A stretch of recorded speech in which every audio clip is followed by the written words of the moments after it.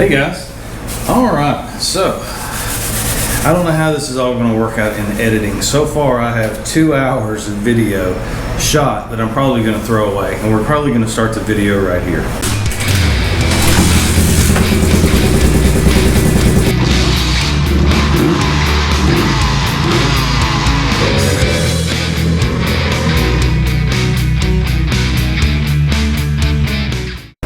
This second 350X, we've had it in, we brought it in the shop.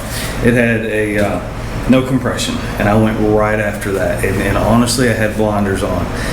The previous owner told me it had no compression. I went after a no compression problem, and we found it. We found a bent valve hanging down, and we got really lucky that it didn't do any damage. Piston came up, just barely hit the valve, pushed it off to the side. It did not break it. It didn't scatter parts everywhere. So I took the opportunity to kind of dig a little deeper in this engine. We did a clutch video, and y'all saw that. Since we had the motor out and accessible, we went ahead and did some things. Time and chain, things like that. Went through and serviced the oil pump, checked the tolerances on that, pulled the cylinder. Cylinder looked really good, but it didn't have a lot of cross hatching left, so I went ahead and took the opportunity to run a flex home through it, or a dingleberry, whatever you want to call it. Put some good scratches on the surface there to kind of help that sealing. And I went a step further and decided, after miking the piston and the cylinder and everything looking really good and factory spec as has never been bored over, I decided to go ahead and put some rings on it. And I said, while you're here, it's kind of one of those things. And I went and I put brand new rings on it. Y'all saw this in the previous video. And I built the motor completely up. And at the end of the last video, the motor was finished, but it was not installed on the machine. And that's where that night stopped. I was leading up to my birthday. That was a Friday night. Well, Saturday morning, the plan was to get up early and come out, start the machine, ride it, finish the video, and post it on Sunday. But it wouldn't start. And I kicked it, and I kicked it, and I kicked it, and it would not start. And you start wondering, the scenarios, what did I miss?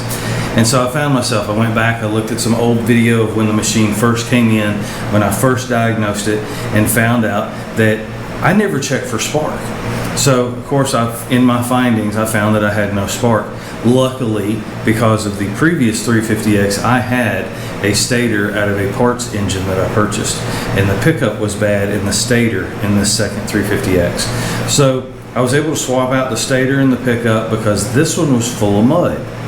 Don't know. Can't tell you. The other side of the engine didn't have mud in it, but the left side case is covered in mud. The stator had mud in it. It was a mess. So went ahead and cleaned all that out, swapped over the stator in the pickup, put it in the machine. It's still in frame. I have spark now. New spark plug. Still won't start. It's lunch Saturday. I'm running out of time. I start to try to get it kicked over and kick over and kick over, and it won't kick over. I know I've got spark. I went through 2 spark plugs and checking, rule out everything. And I knew the coil and everything was working because I had good spark. So as a kind of a last resort, I pulled the carburetor back off. This is the second time the carb was off. I went back through it and I found nothing. Nothing. No carb had fuel in it. It was doing its job, but we had no compression. We had no combustion. And I thought, wow, let's do a compression test on it. A brand new motor, it should be hitting, 150, probably 160 PSI. I had 90. I checked it a little bit later, I had 60. That wasn't no good. It got worse. So I knew then that I had a real problem. I said, well, maybe I messed up. Things happen. I was in a rush. It was late. Maybe timing's off. Maybe I've got the cam 180 out or a couple of teeth off and the valve's opening. So I pulled the top rocker box off of it, and everything's fine. Everything's fine. I can't find anything wrong anywhere. So the only thing left at that point was to tear the engine back out of it for the second time. Pulled the engine out, set it on the counter, tore it down, went straight to the head. That's what I'd worked on. That's probably where the mistake was. I messed up. So I took the head and I spun it upside down, and I filled it full of diesel fuel, and I let it sit there. And within a couple of minutes, one of the valves started to weep, and not drip and not leak. I retest it and no liquid comes through after about 10 or 15 minutes. I declare the head good and ready to go into service. I put it back on the motor. I stick it back in the machine. I'm still trying to make Sunday's video for y'all. Well, guess what happened? It still didn't crank. It still didn't crank. Now, I didn't put it all the way back together that time. I had exhaust on it, and its pegs and stuff were off, but if it ran, I needed to be able to run it. And so I had everything it possibly needed to run hooked up, and it wouldn't run. So I'm getting frustrated. I'm getting tired. My leg's getting sore. And I decided to do another compression test to see what's going on. And it's still 65 PSI. It didn't change. From taking the motor out the second time, going through the head, putting it back in, no change in compression. Wow. I misdiagnosed it. What could it have been? There's really only one thing left at this point. I've ruled out the head. It's got to be something to do with the cylinder and the piston. Even though I cross-hatched it, even though I put brand new Honda rings, not aftermarket, Honda brand rings on it, I must have done something with those rings. Maybe when I inserted them, one of them got pinched, one of them got clipped, maybe I broke one, maybe I rolled one out of its location. Something's happening.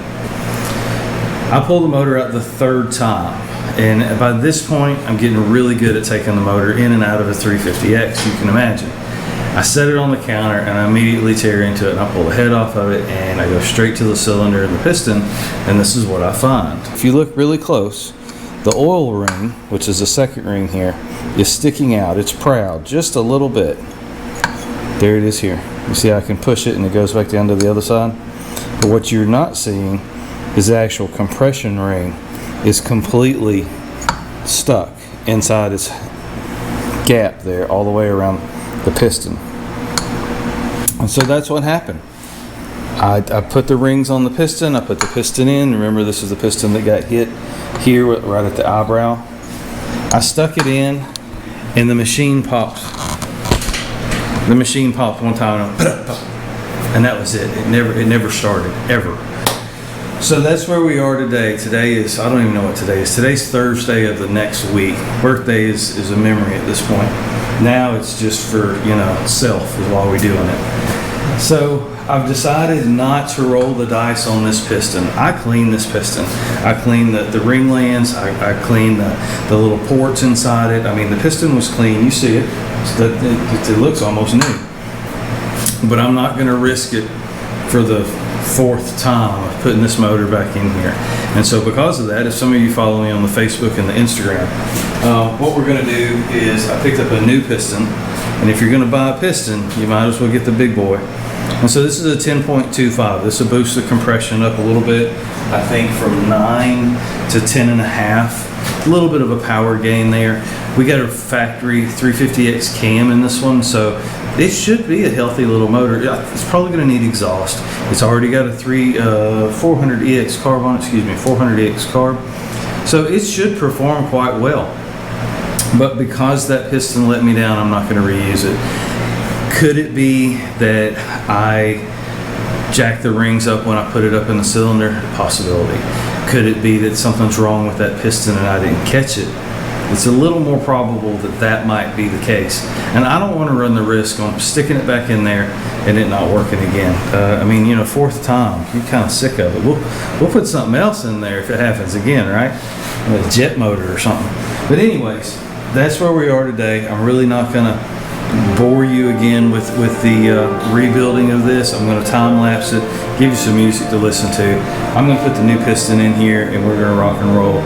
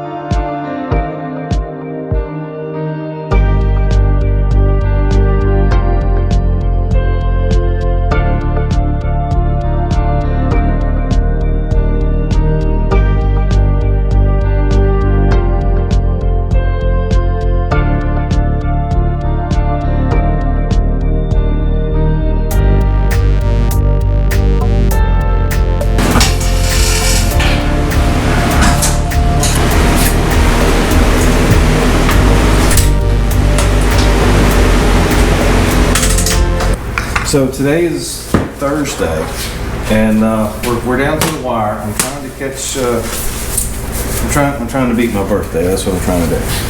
So the question is am I going to be able to hear this thing run, possibly ride it by my birthday? I don't know.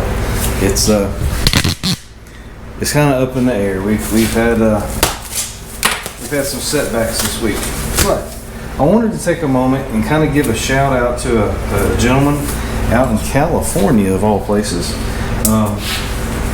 He's got an eBay store, and I'm going to tell you a little story on this.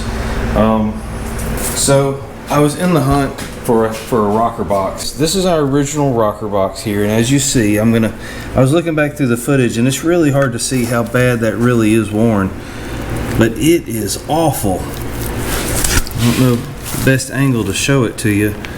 Y'all just gonna have to believe me that those pads are completely wore out on those lifters. I mean, they are just deep in there.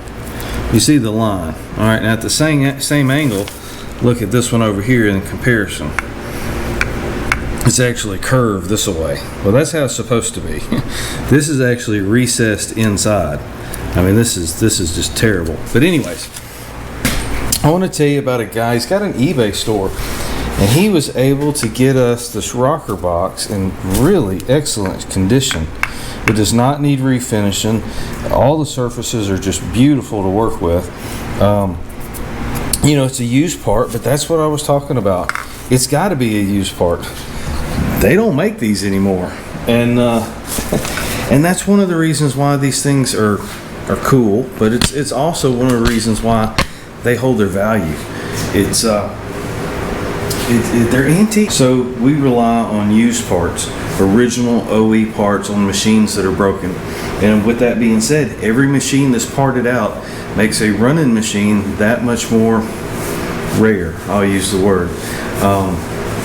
That's just kind of how it works. There's a finite number of three-wheelers made. In this case, there's 2 years of the 350X.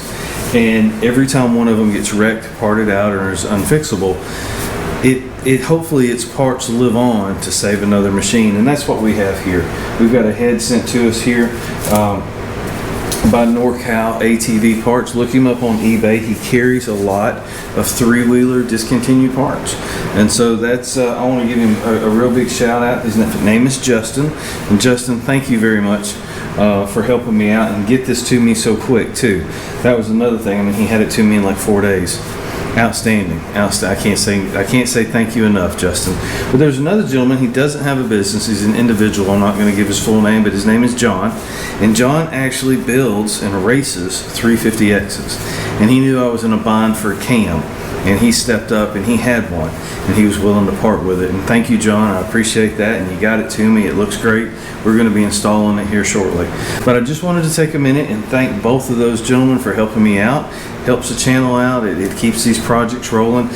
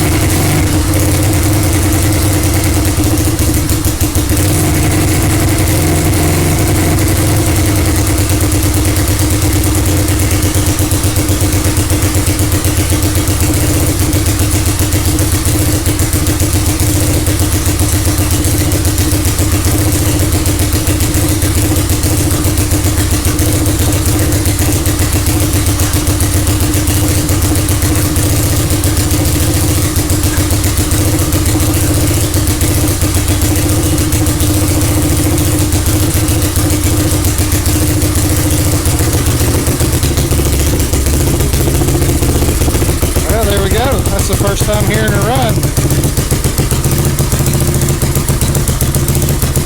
Headlights only work on high. I don't even think it's wired. I haven't even checked it yet. Exhaust has got a hole in it. We talked about that earlier when we first diagnosed the bike. Right here. Good feeling. Got to burn off all that grease that I lubed that piston up with, those rings. But it's clearing out now. Probably should turn it away from the house, huh?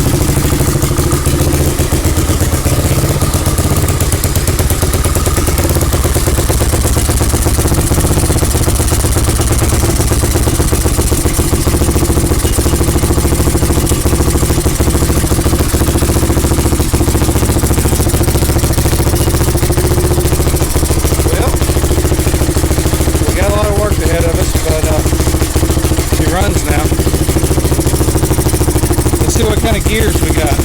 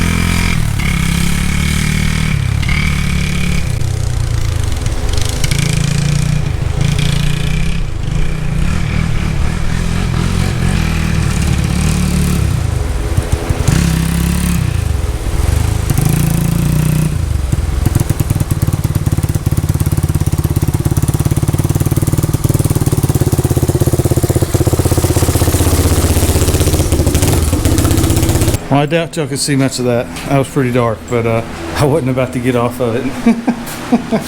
Sorry. Y'all had to endure a little bit. Wow. It runs. It runs. Didn't want to idle, but it doesn't have an air filter on it right now, so it's all off. I don't even know what the jet is on it, to be honest with you. I know what it should be. I don't know what's in it. That makes it worth it, doesn't it? Yeah. Yeah, it does. Yeah, it does. Whew. Exhaust. We're going to try to weld that up or maybe put a bolt in there. It looks like where the factory heat shield was, the bolt stripped out or the nut come off of it. But that, and it's got a rattle.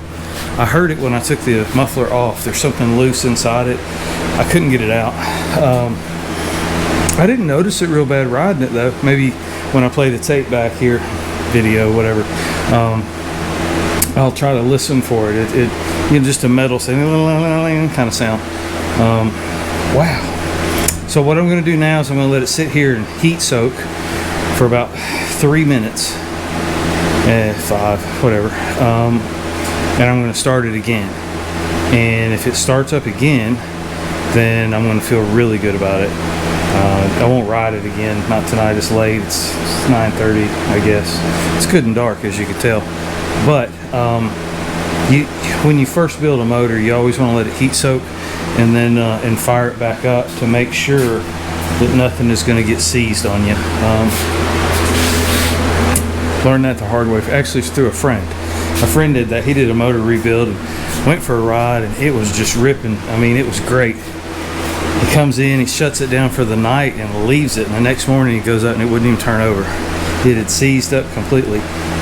Now, I'm not saying that's because he didn't start it again. I think his tolerances was off a little bit. But had he went to start it after 5 minutes, he'd have known that day and not the next day when he was headed to work and didn't get there on time. So, yeah, things you learn. These grips have got to go. I ordered some. I tell y'all where I get things from.